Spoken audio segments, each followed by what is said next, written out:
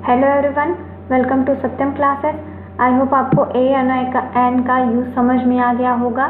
ठीक है, एक आर्टिकल बचा है, उसको आज स्टार्ट करते हैं। ये थोड़ा लेंदी हो सकता है, तो थोड़ा सा ध्यान से पढ़िएगा इस चीज़ को। ठीक है, और ए और एन को हम फिर से रिवाइज कर देते हैं। ये देखिए,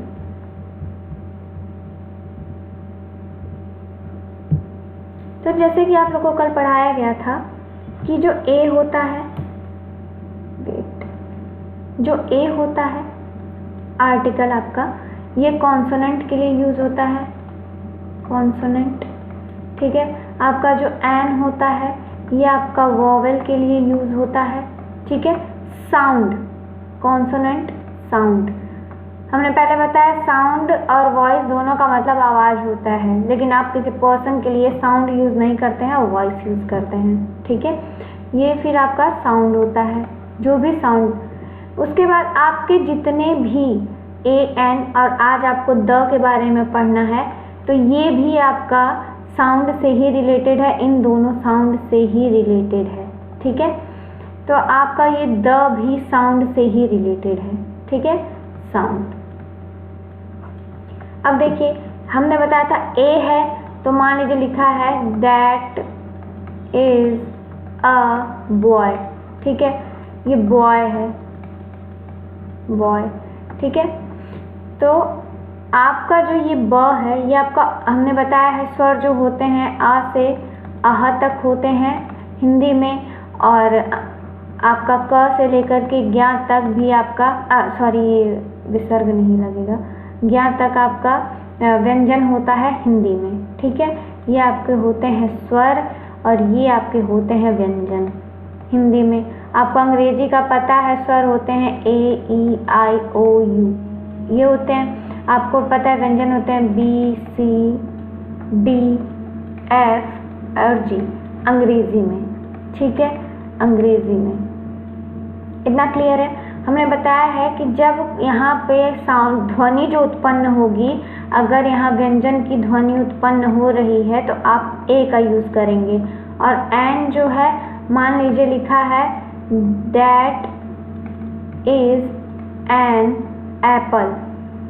ठीक है, एप्पल, ये आपकी जो ध्वनि आती है, ये देखिए आपकी अ से अह तक में आती है, इसीलिए यहाँ पे एन लिखा है। हमने बताया है कि यूज़फुल लिखा है अगर, या फिर लिखा है यूनिवर्सिटी, यूनिवर्सिटी, या फिर लिखा है यूरोपियन, यूरोपियन।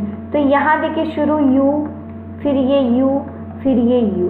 ठीक है, ये जो आपका ध्वनि उत्पन्न हो रहा है, ये आपका व्यंजन से हो रहा है, इसीलिए यहाँ पे आप जब भी लगाएंगे तो यहाँ पे ए का यूज़ करेंगे, ना कि एन का। भले ही यहाँ पे अंग्रेजी के अनुसार यू है और यहाँ पे ई है। ठीक है, आपको हिंदी तुरंत ट्रांसलेट करनी है, तुरंत हिंदी में अनुवाद करना है अगर आपको कन्फ्यूज़न हो रही है तो।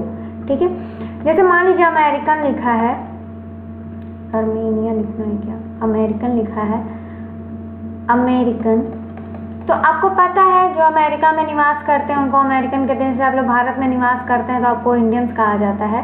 तो जैसे मान लीजिए आप हिंदी में भी अगर इसको लिखेंगे अमेरिकन, तो आप देख लीजिए यहाँ पे अ है, यहाँ पे ए है, ये हो गया और ये हो गया ना। तो आप जब भी लिखेंगे तो एन लिखेंगे। ठीक है, बस इतना ही था ए और एन में। आपको हमने कल भी बताया था कि आपका ए एन और द, आज जो पढ़ना है वो, ये जितने भी आर्टिकल हैं, इन सब का संबंध आपका ध्वनि से उत्पन्न होता है। सारा संबंध जो है ध्वनि से है। ठीक है, ध्वनि वो स्वर भी हो सकती है और वो व्यंजन भी हो सकती है। इनका शॉर्ट टर्म आप समझिए कि ये ध्वनि से संबंधित हैं। ठीक है, अब देखिए आज आपको पढ़ना है द के बारे में। किसके बारे में पढ़ना है? द के बारे में। तो द के बारे में आप इतना जानिए कि इसको द भी बोलते हैं और इसको दी भी बोलते हैं। तो द कब बोलते हैं और दी कब बोलते हैं? ठीक है, तो आप लिखिए द, यहाँ ऐसे लिख लीजिएगा, द का उपयोग हम तब करते हैं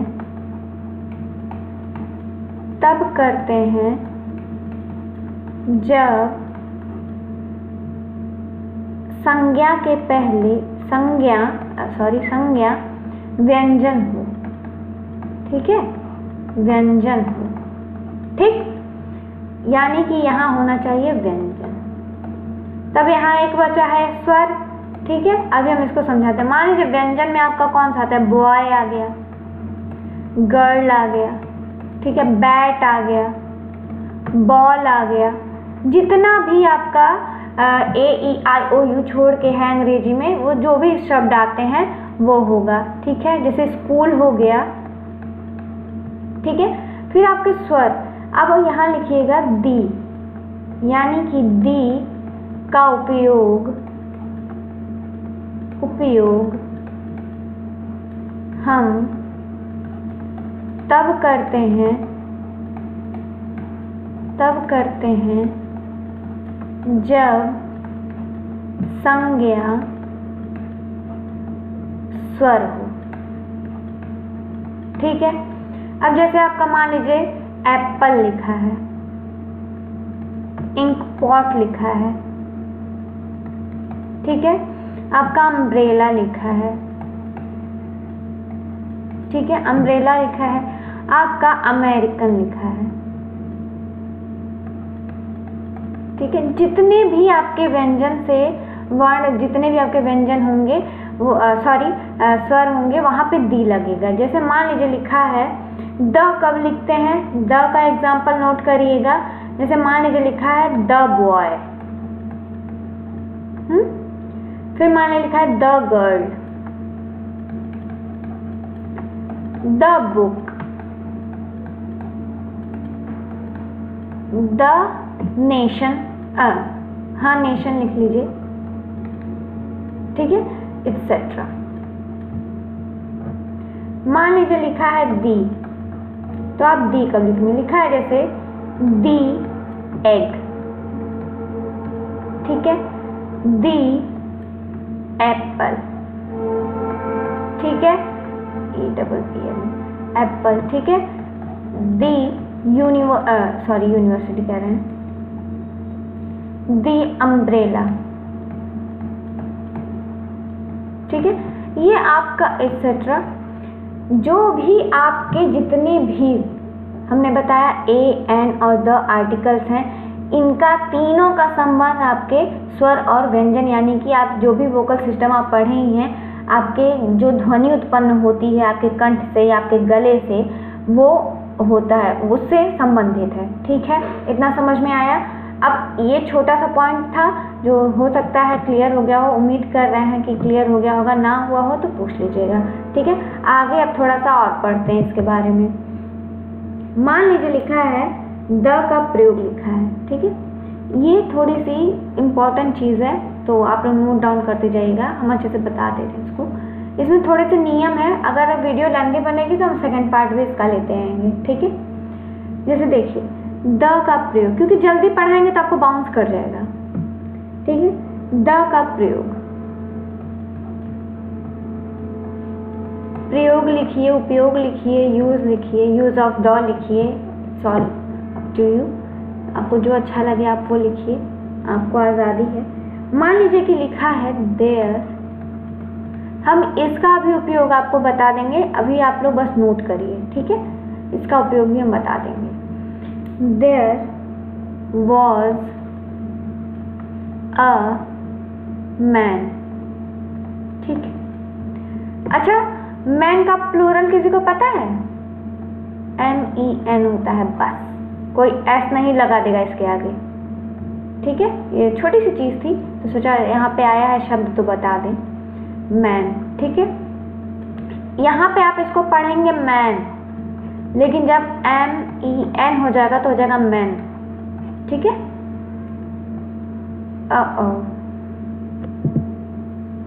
एक सेकेंड, बस थोड़ा सा बता देते हैं, ध्यान में रहता है तो बता देते हैं इसीलिए आपको।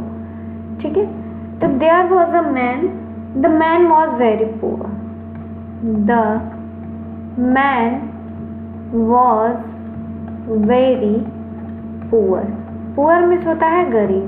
ठीक है, अब देखिए, मान लीजिए लिखा है देयर, सेकंड है, ये फर्स्ट हो गया आपका और ये आपका सेकंड एग्जाम्पल हो गया। उसके बाद थियरी लिखवा देते हैं कि इसमें क्या क्या है, ठीक है। अब ये नोट करिए, मान लीजिए लिखा है there was a football match yesterday। Match yesterday, yesterday मतलब होता है बीता हुआ कल, ठीक है। और tomorrow में होता है आने वाला कल, today मतलब होता है आज, ठीक है। yesterday हो गया।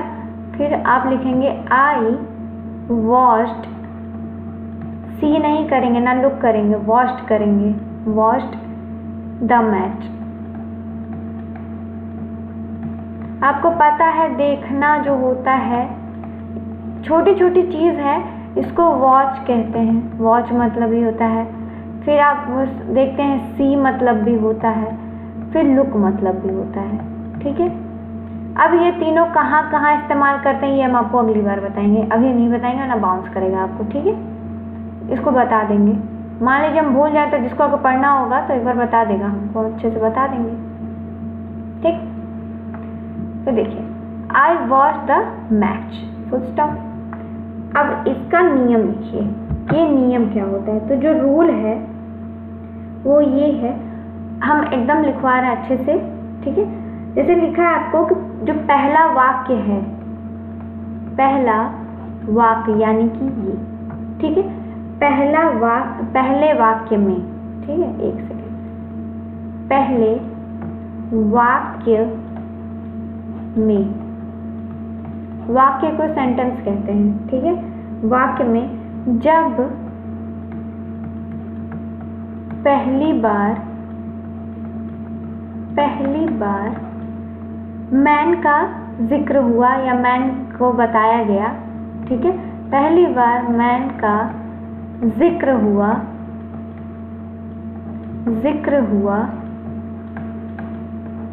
ठीक है, तो उसके पहले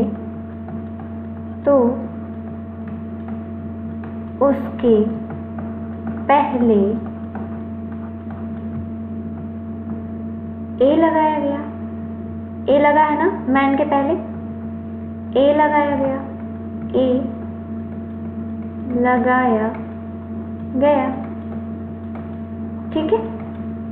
अब देखिए, जब दूसरी बार मैन का जिक्र आया यहाँ पे, जब दूसरी बार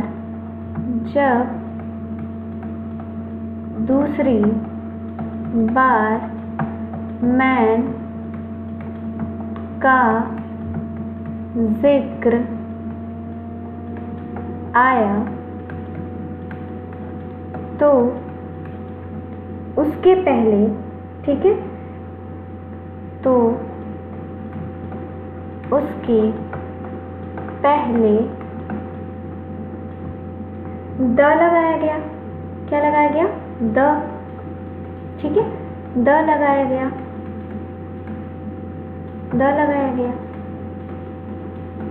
ठीक। क्योंकि अब हमारा मतलब उसी व्यक्ति से है ना, कि दो व्यक्ति हो गए, नहीं, एक ही व्यक्ति से है, ठीक है, इसीलिए। तो इसको भी लिख लीजिए ना, कहीं भूले ना आपको, लगाया गया, एक सेकेंड, ये पूर्ण विराम नहीं रहेगा, लगाया गया, ठीक है। तो फिर आप लिख लीजिए क्योंकि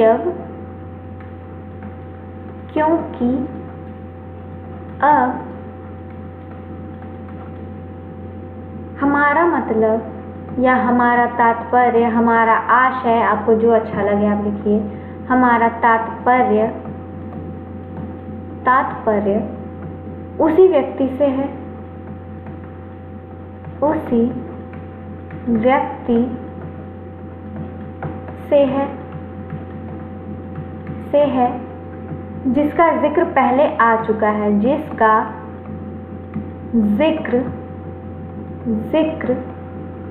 पहले आ चुका है, ठीक है, पहले आ चुका है, ठीक है, चुका है, ठीक है।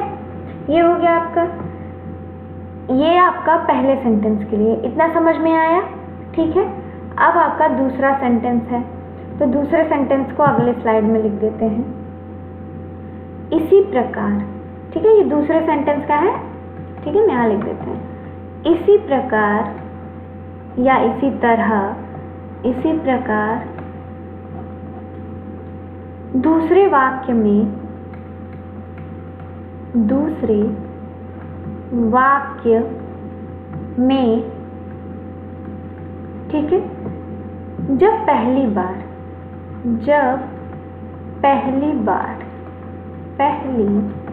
बार फुटबॉल मैच, ठीक है, फुटबॉल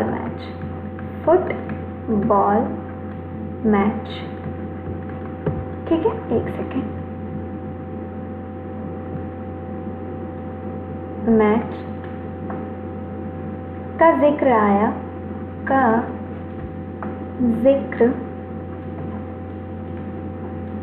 जिक्र आया तो उसके पहले ए लगा, तो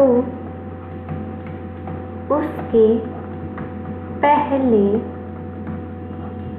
ए लगा, ठीक है, इतना हो गया। लेकिन जब, किंतु लिखिए, लेकिन लिखिए, लेकिन जब,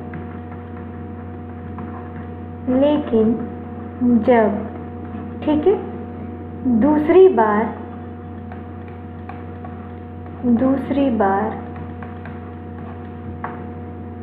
मैच का जिक्र आया, ठीक है, मैच, फुटबॉल मैच, ठीक है, मैच का जिक्र आया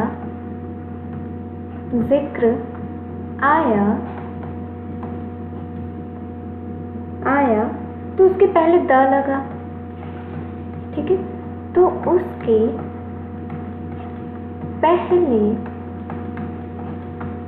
द लगा, ठीक है, द लगा,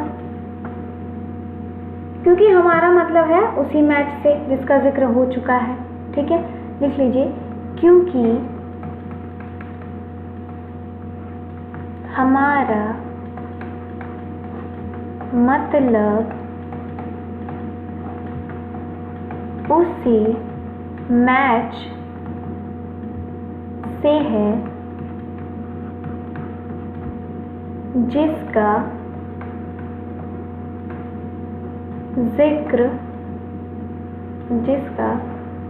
जिक्र हो चुका है।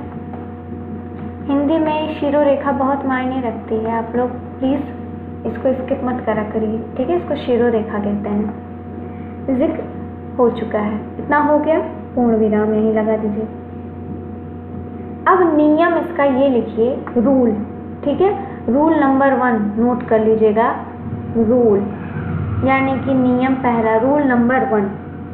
अतः निष्कर्ष यह निकला कि यदि किसी नाउन में, ठीक है, ज़्यादा फास्ट हो गया ना, तो चलिए लिखते हैं, अतः, या तो नियम पहला लिखिए या तो रूल पहला लिखिए, आपको जो अच्छा लगे वो लिखिए, आपकी मर्जी।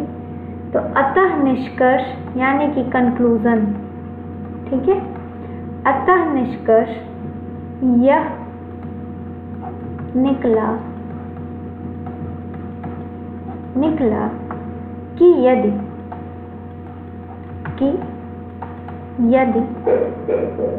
नाउन में, ठीक है, नाउन के बारे में, नाउन, यदि नाउन या फिर हिंदी में लिख लीजिए संज्ञा, ब्रैकेट में, कोष्ठक में, संज्ञा के बारे में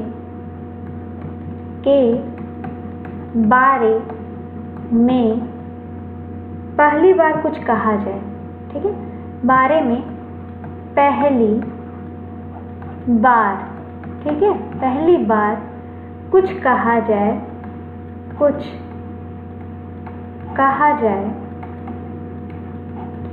जाए, तो नाउन के पहले, तो नाउन या फिर संज्ञा, एक बार हम लिख चुके हैं, यहाँ हिंदी में लिख देते हैं, तो संज्ञा के पहले ए एन लगता है, ठीक है, संज्ञा के पहले ए या फिर एन, ठीक है, एन लगता है, लगता है। ठीक है, ये देखिए यहाँ पे ए लिखा है, यहाँ पे भी ए लिखा है। भले यहाँ पे कॉन्सोनेंट है लेकिन ए आपको सिर्फ बताया जा रहा है कि ए या एन। ठीक है, जब वहाँ स्वर क लग जाएगा तो वहाँ पे एन लग जाएगा, बस इतना यहाँ नियम से समझ लीजिए। ठीक है, इसलिए हम अच्छे से नियम लिखवा दे रहे हैं। ए या एन लगता है, किंतु या परंतु। ठीक है, कर्सर फिर गायब हुआ, हाँ मिला। तो लिखा है जैसे लगता है, तो फिर किंतु ये छोटा सा रहता है ना तो कभी कभी इधर उधर चला जाता है। किंतु यदि पुनः उसी नाउन के विषय में, उसी नाउन या संज्ञा, उसी संज्ञा के विषय में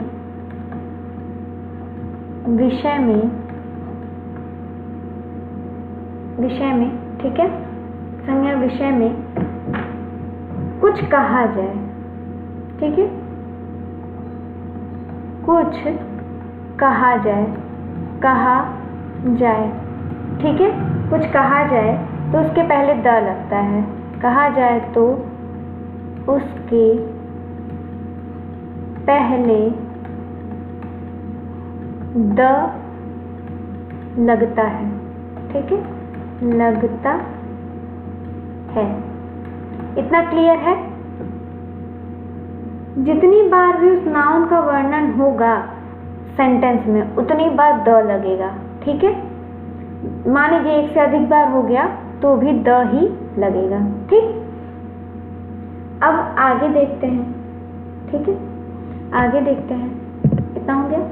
मान लीजिए लिखा है is the train late. Example है आपका,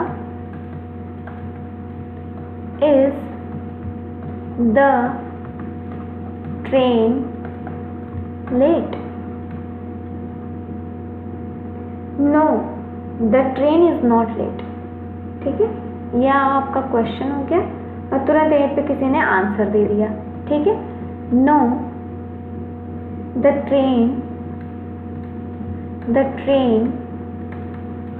इज नॉट लेट। ठीक है, अब देखिए लिखा है ये। अब इसका देखिए पहले वाक्य में, पहला वाक्य है ना, पहले वाक्य में या फिर लिख लीजिए वाक्य में। ठीक है, वाक्य में, क्योंकि इसके बाद एक और एग्जाम्पल है इसलिए वाक्य में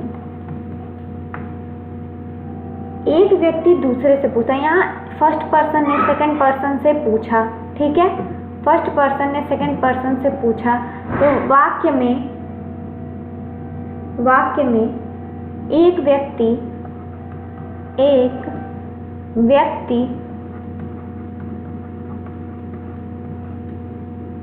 दूसरे से पूछता है, दूसरे से पूछता है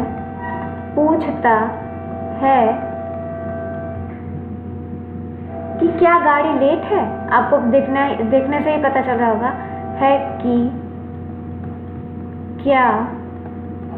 हम एकदम डिफाइन कर दे रहे हैं ताकि आप लोग को ज़रा सा भी इफ और बट ना रहे। ठीक है, क्या गाड़ी देरी से है या लेट है? देरी से है, देरी से है, ये उसका क्वेश्चन है।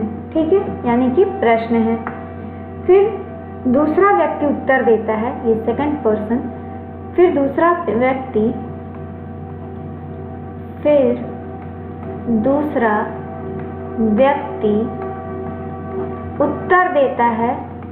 उत्तर देता है कि गाड़ी ठीक समय पर आ रही है और वह देरी से नहीं है। ठीक है, उत्तर देता है कि नहीं,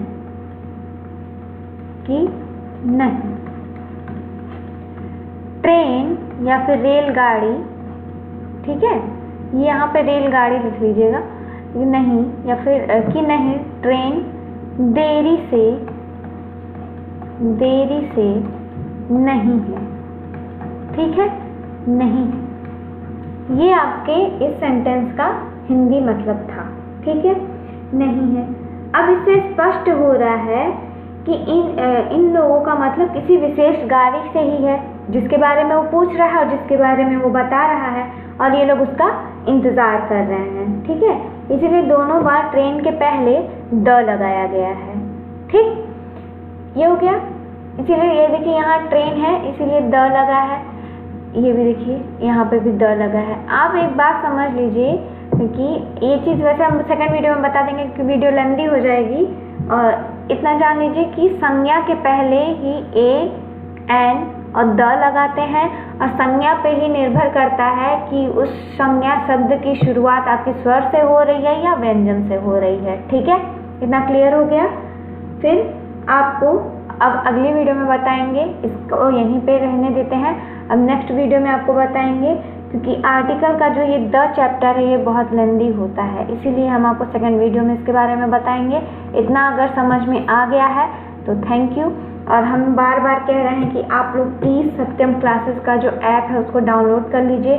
सीटेट हो, यूपी टेट हो, सुपर टेट हो, या फिर आपके डीएलएड का कोई भी सेमेस्टर हो, ठीक है, उसके लिए उससे बेस्ट ऐप आपको नहीं मिलेगा। आपको एक ही ऐप में इन सारी चीज़ों की आपको फैसिलिटी मिल रही है, तो और आपको क्या चाहिए। 10 जगह पढ़ने से अच्छा एक जगह पढ़िए, आपका टाइम भी बचेगा, आपकी मेहनत भी बचेगी, ठीक है। तो सत्यम क्लासेस का जो ऐप है उसको जल्द से जल्द डाउनलोड करिए, प्ले स्टोर पे वो उपलब्ध है, आप लोग वहाँ से उसको डाउनलोड कर सकते हैं। आप लोग सत्यम क्लासेस का जो यूट्यूब पर चैनल है उसको जल्द से जल्द सब्सक्राइब कर दीजिए, लाइक करिए, कमेंट करिए, शेयर करिए, ताकि और लोगों तक भी जानकारी पहुँचे। आज का वीडियो यहीं तक रखते हैं।